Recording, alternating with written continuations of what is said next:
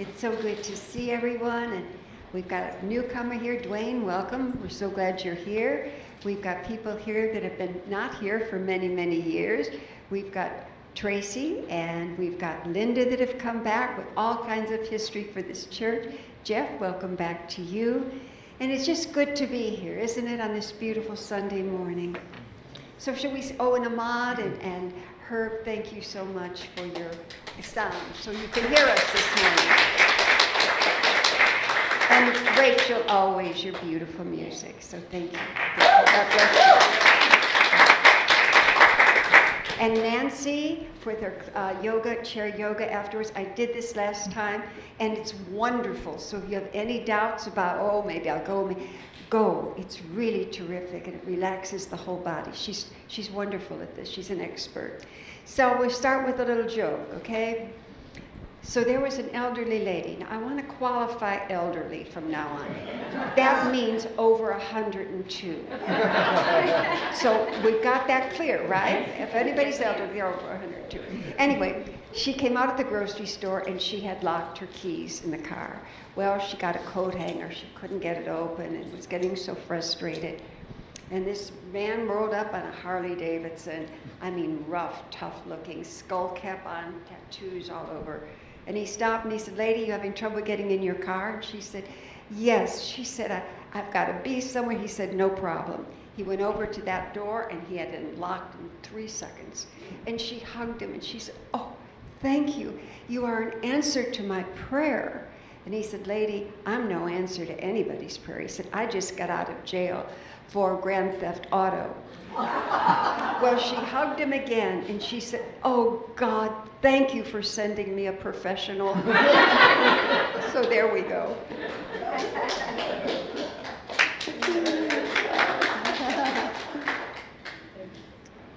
So anyway, our talk this morning is our true essence, and I'll explain in a few minutes where that came from.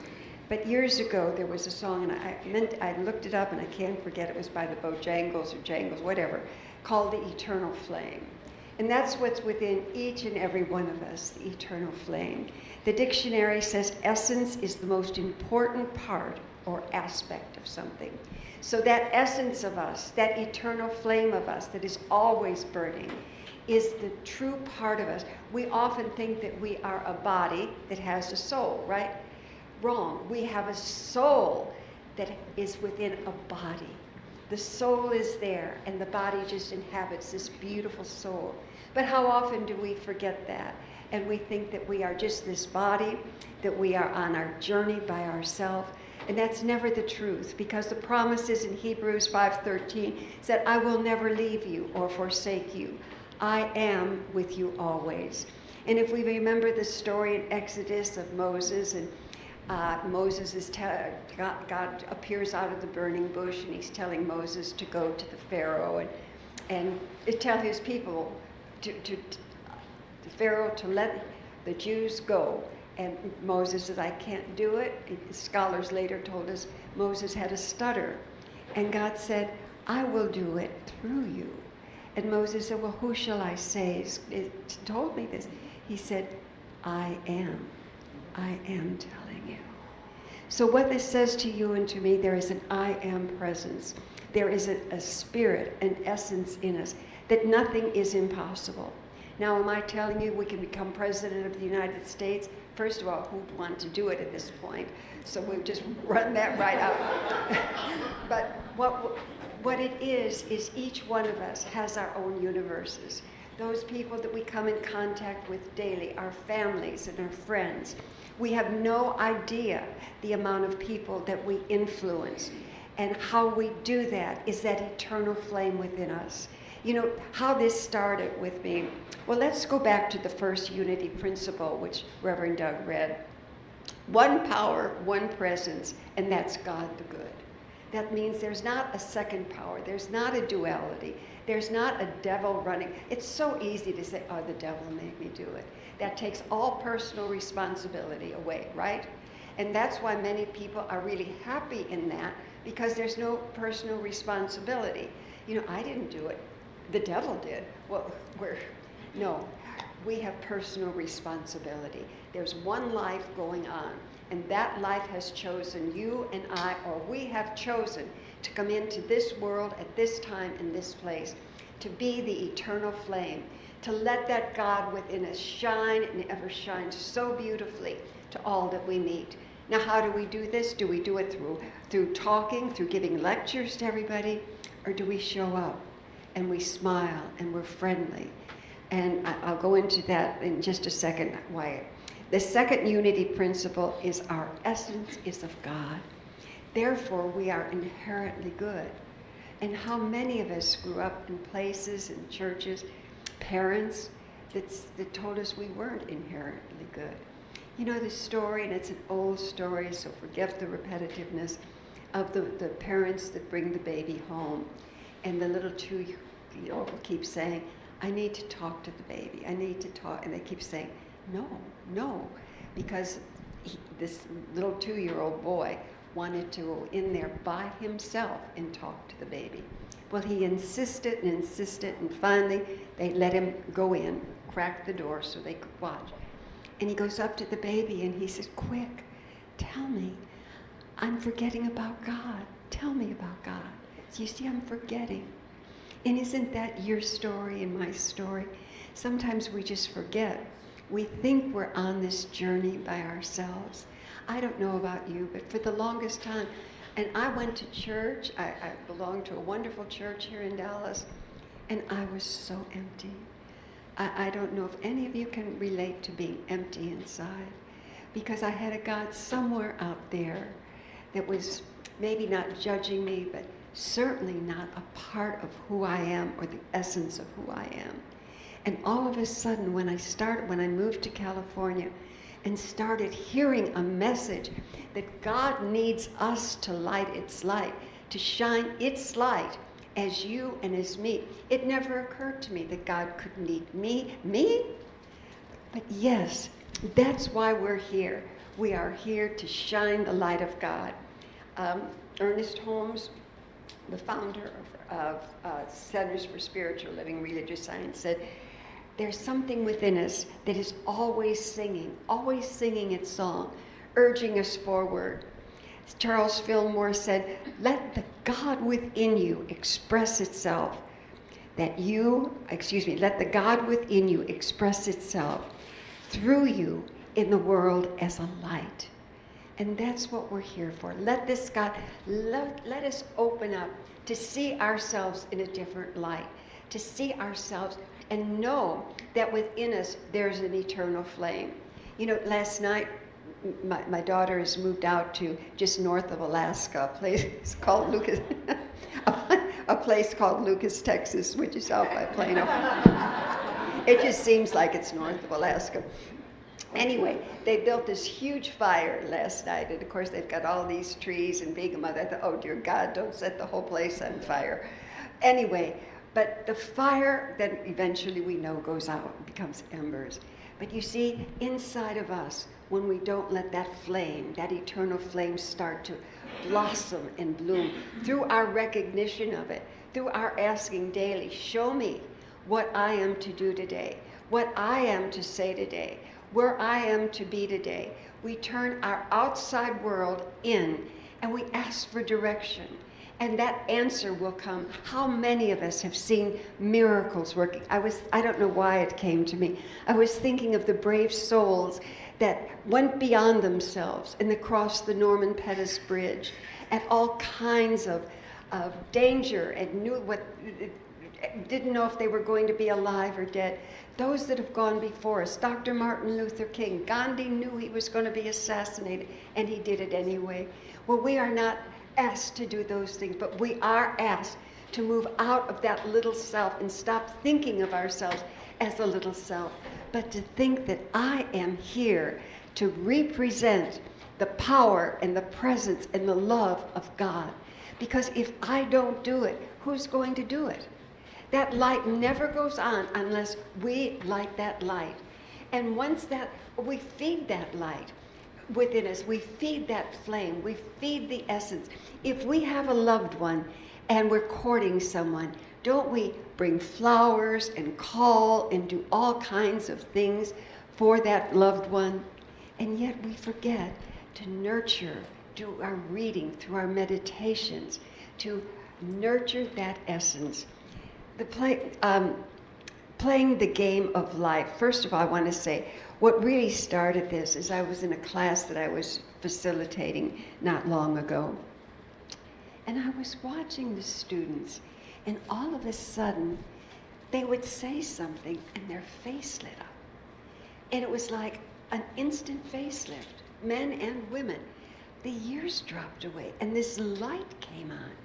And I got thinking, what is that? And what came to me is, all of a sudden, they let that urging. Have you ever had an urging to say something, to answer a question, but you're afraid to do it because, oh, they might think I'm dumb or stupid, whatever the ridiculous reason is. But they had something within them urging. So when that urge comes up to say something, to ask a question, don't ever stop it.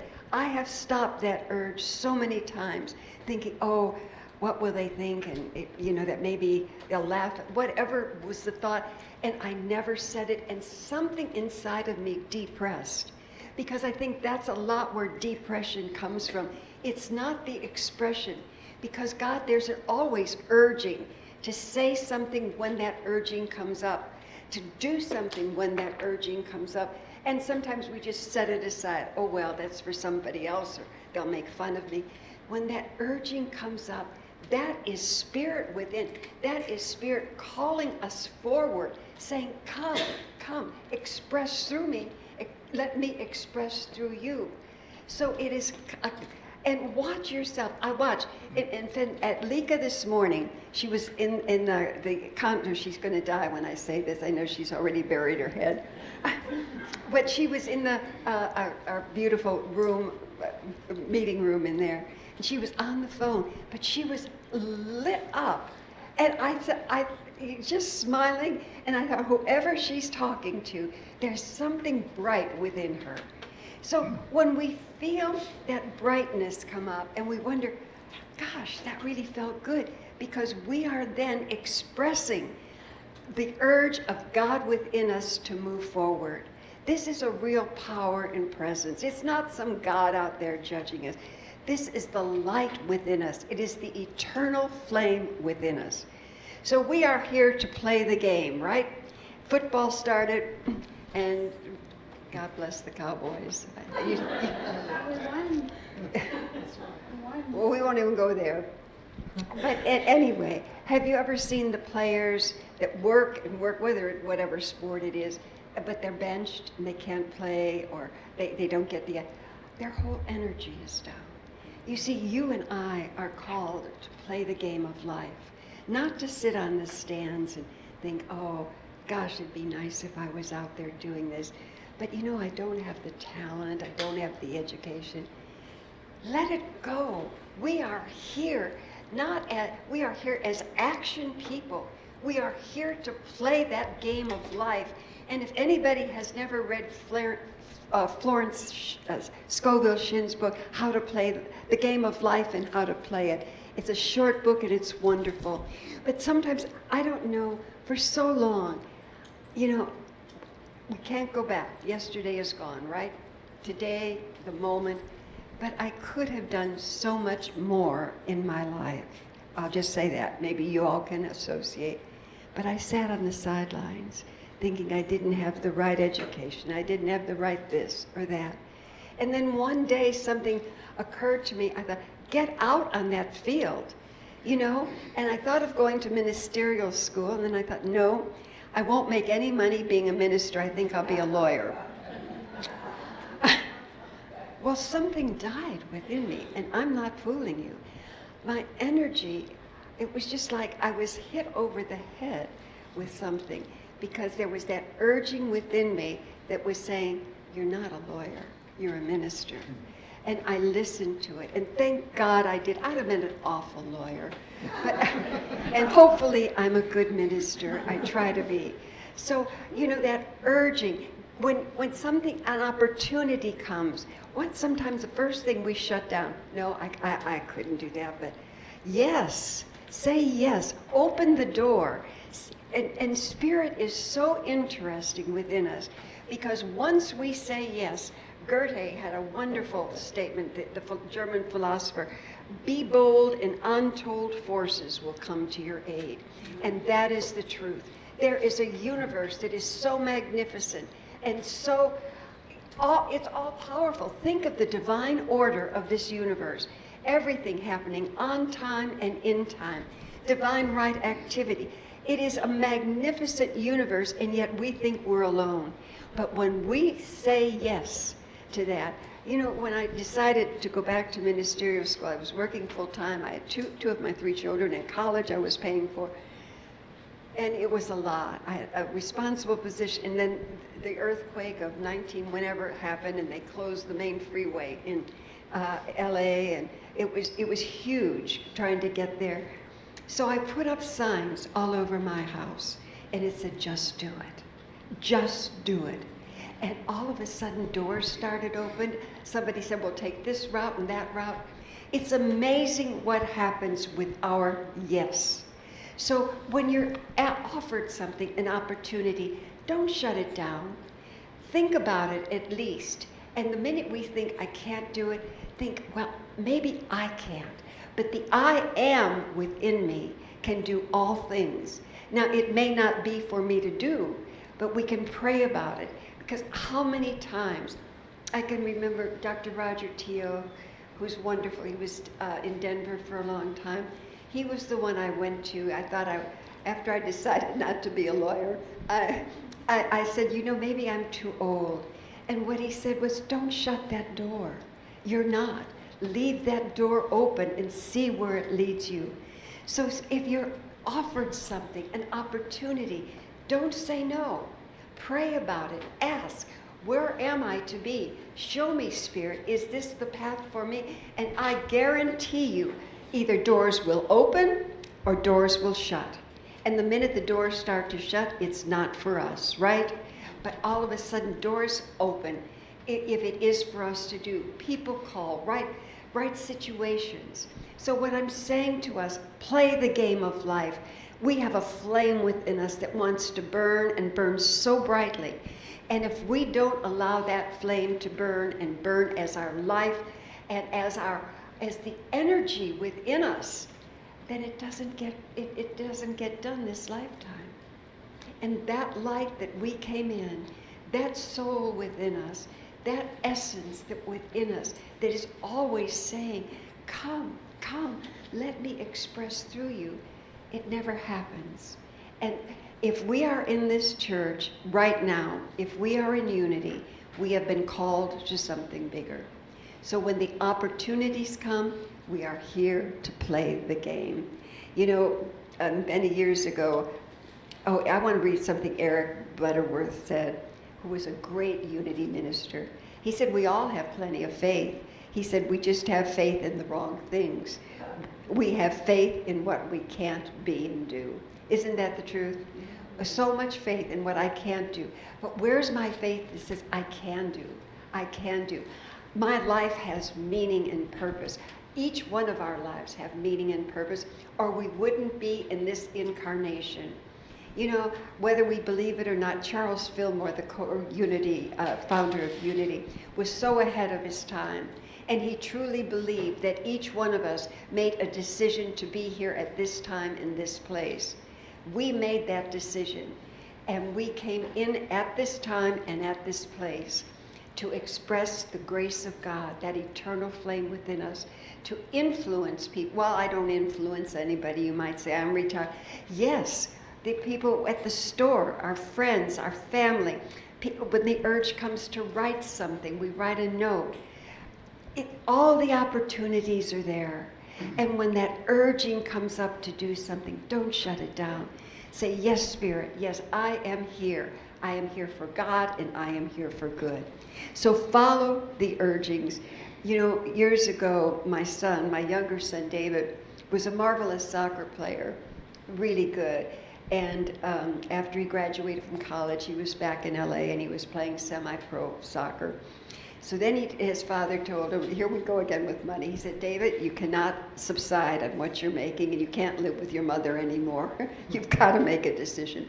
So he decided to take his Series 7, became a broker, a stockbroker, and he did that for about a year and a half. And I came home one afternoon and he had a huge duffel bag packed and he had his tie off. I said, what are you doing home like this time? He said, I quit. I said, you quit? And he said, I have an offer to go to El Salvador and play soccer, professional soccer. I'm signing a contract and I'm leaving Friday. Well, his father, oh my gosh, I don't know how he didn't have a massive stroke. He could not believe anybody would leave a paying job to go to well, he played in El Salvador for 2 years, and he said it was the best 2 years of his life. So sometimes when that leap, but he said there was something in me so strong. I was dying in that suit and tie. And have you ever felt that way? Something in you is dying. So we let that urging go, come forth, and we follow. It's like following the yellow brick road of Dorothy. We follow the clues, and we say yes, and we ask then for guidance. If the doors start to close, it's not for us. But when those doors start to open, just Katie bar the doors, because all kinds of opportunities show up for us. So one candle can light 1,000 candles. You know, there's a story about the candles in a closet. This man has saved these candles for a beautiful service that he was putting on for Christmas. And he opened the door for the candles. And the main candle, the huge candle, said, we're not coming out. We've made a decision. We like the closet, and we're not coming out. But isn't that sometimes your story and my story? Here we are, these beautiful lights. We're in some place way too small for us. And we said, well, we're just not coming out. Next lifetime. Well, it's this lifetime we're here. It's this lifetime that we're here to express the glory of God as our life. You may not call it God. You know, there's a big discussion right now about this.